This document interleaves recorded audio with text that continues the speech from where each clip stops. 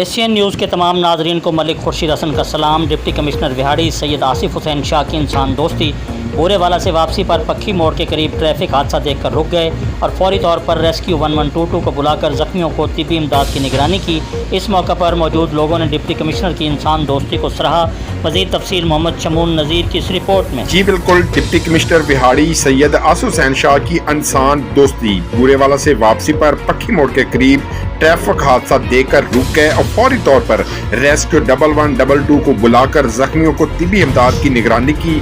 वहां मौजूद लोगों ने बताया कि मोटरसाइकिल को कार सवार गिराकर निकल गया।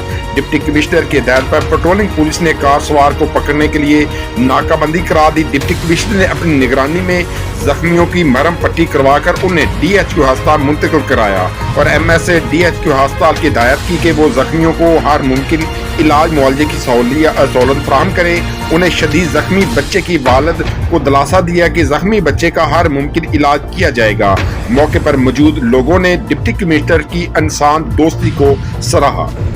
जी, मज़ीद खबरों और अपडेट से बाखबर रहने के लिए देखते रहिए एशियन न्यूज़ HD।